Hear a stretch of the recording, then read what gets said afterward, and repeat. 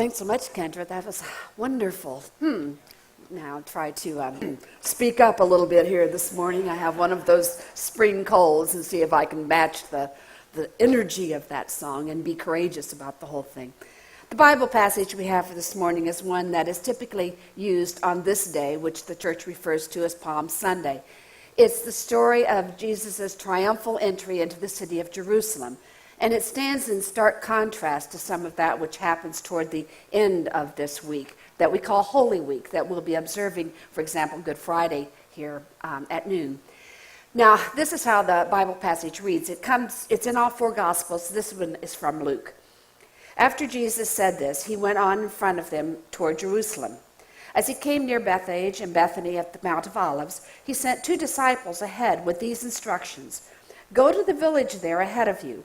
As you go in, you will find a colt tied up that has never been ridden. Untie it and bring it here. If someone asks you why you are untying it, tell him that the master needs it. They went on their way and found everything just as Jesus had told them. As they were untying the colt, the owners said to them, "Why are you untying it?" "The master needs it," they answered, and they took the colt to Jesus. Then they threw their cloaks over the animal and helped Jesus get on. As he rode on, people spread their cloaks on the road. When he came near Jerusalem, at the place where the road went down the Mount of Olives, the large crowd of his disciples began to thank God and praise him in loud voices for all the great things they had seen. "God bless the King who comes in the name of the Lord. Peace in heaven and glory to God."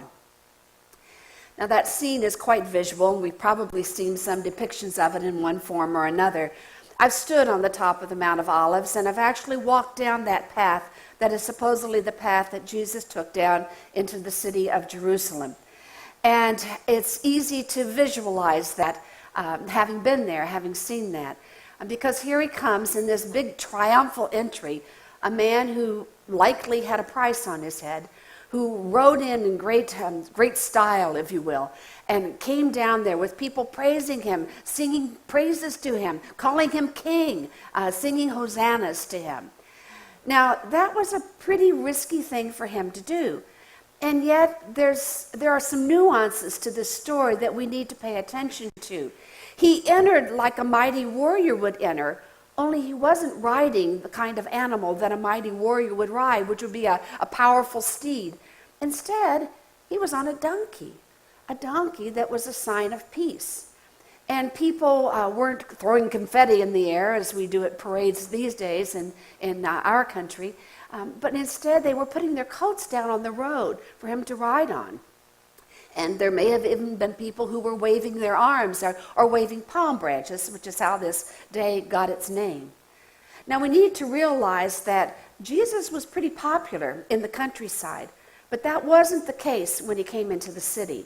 He had already, partially by his entrance, but partially by what the powers that be had heard about him, he was already in trouble, and he was seen as a threat to the Roman occupiers of the country. And he had already infuriated some of the religious leaders because he challenged some of their basic traditions that they had so honored. And then, if that isn't enough, after he left, after the end of this story, after he arrived in Jerusalem, he went into the temple and threw out the money changers who were swindling the poor at such a holy time for them. He did not like that which was unfair and unjust.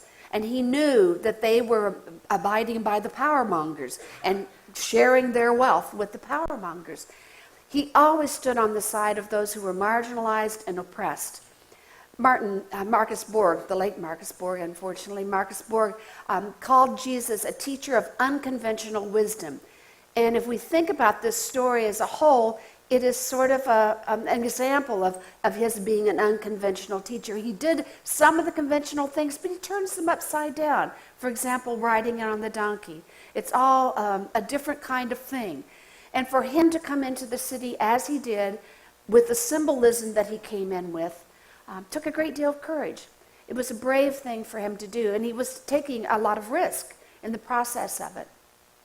Now, in the course of our lives, we know stories of those who have lived with a great deal of risk and who have lived quite courageously. Martin Luther King is the most obvious one here in our country, one who worked at great cost to his own life to try to bring about human rights for black people in our country, something we're still striving to achieve. Nelson Mandela worked to break apart apartheid in South Africa and wound up serving many years in prison as a result of his activity. Those two men acted courageously and at great cost to themselves and their loved ones. It was a tough battle, but they lived the way they believed. They stood up for what was right, and they kept moving forward and taking steps, even though it was at great risk to their own well-being. Now, most of us don't face challenges like that on an everyday kind of thing. And yet there are lots of times that we have the opportunity to be courageous, and I wonder how we do in those times. I'm going to give some examples. Some of them are pretty mundane and silly. Some of them may be a little more challenging for us. And I'd like for us to put ourselves on a courage meter, if you will, and kind of see where we might fall in terms of living courageously and boldly in our own lives when we are faced with all kinds of different kinds of challenges. Suppose we come upon a group of students who are bullying another student. What do? Do we intervene and try to protect the one who's being unjustly wronged and hurt? Or do we just walk on by and say that we don't want to be involved and we don't want to have anything to do with it? What about if we happen to make a mistake and we cost, for example, our company some customers or something of great value to them? Are we a big enough person and are we courageous enough to admit that it was our fault, that we did it, and that we want to do what we can to make it right, along with dealing with the repercussions of what has happened? What about if we're asked to make a presentation of some sort, say to classmates or to coworkers, and we know that what we're to share is controversial and may not be very pleasant for people to hear? Do we have enough courage to go ahead and say it and do it and be bold in how we live and what we do and what we say? Maybe we're faced with something new and different. Are we willing to try it? To at least step out with a little bit of courage and try something we've never, ever tried before? I have to tell you that this is a really silly example, but I have to tell you that I'm not always as courageous as I'd like to think I am. Sometimes if I happen to travel alone, I don't like to go in restaurants by myself for dinner. And I've done it a few times, but I don't know what it is. I'm just uncomfortable. I'm a little uneasy about it. And I know that all it takes is a little bit of courage and stepping out and giving it a try and really doing it. And I know that if I did it, I would probably meet some interesting people and have some great kinds of experiences, and yet I just keep shying away from it. Now, that's a silly little thing, but it's also a sign of courage. You see, the reality is courage is not something we're born with. It's something we can grow and develop as we move through life. Now, just to make sure we're on the same page, let me share one definition of what courage is. It says it is the mental and emotional preparedness and ability to deal with difficult, challenging, and sometimes seemingly impossible circumstances. That means that it is about confronting fear and pain and intimidation and threats and all kinds of things there. But having courage doesn't mean that we don't have fear.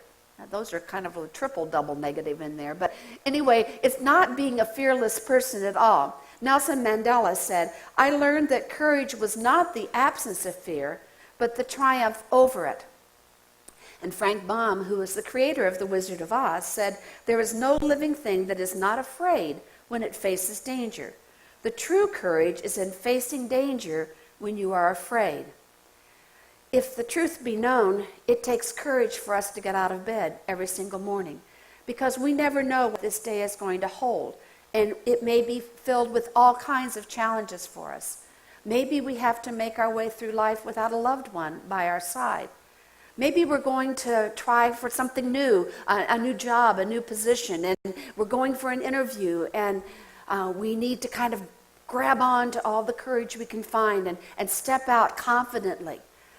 Maybe it's a matter of trying something that we feel we really should give a try and really doing it.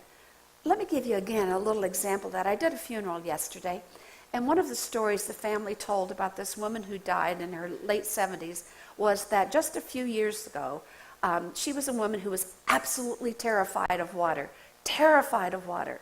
And a few years ago, they were in Florida, and she had seen some people parasailing.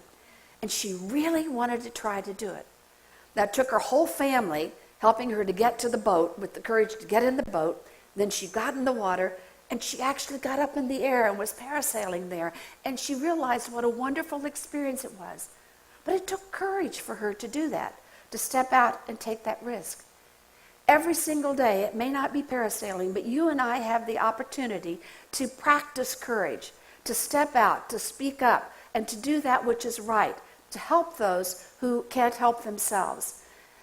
Really, I think having courage is all about having faith. You see, it's that trust in a power that's greater than us. I call that power God. It is a trust in God that we know will be there for us no matter what, and will help us find whatever we need to deal with whatever situations we encounter. And you know what happens when we realize we have that trust in God and we pull together all of our courage and we step out? We begin to build more courage, because taking that first step breaks the ice, and it can help us then begin to be more and more and more courageous.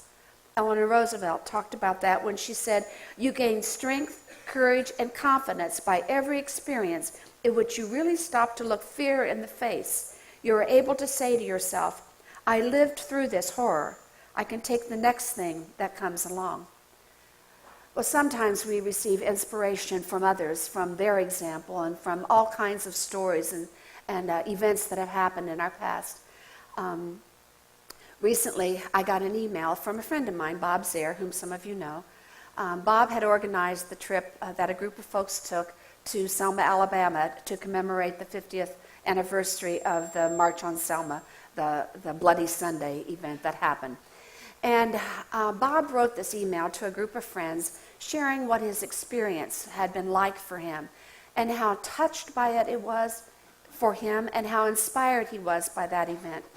This is how he closed his email. He said, "To the group that had experienced the 4 days together, seeing, reading, and learning, it was a holy moment, a moment of hope and recommitment to the struggle of human rights wherever people are marginalized. The journey is not done." And indeed, he's right, as evidenced by some of the actions that were taking place in our state by our state government over this last week. And if we in any way understand that as discriminatory, then it is wrong. And it's up to you and to me to gather our courage, to step out, to speak up. And when we do that, we will overcome.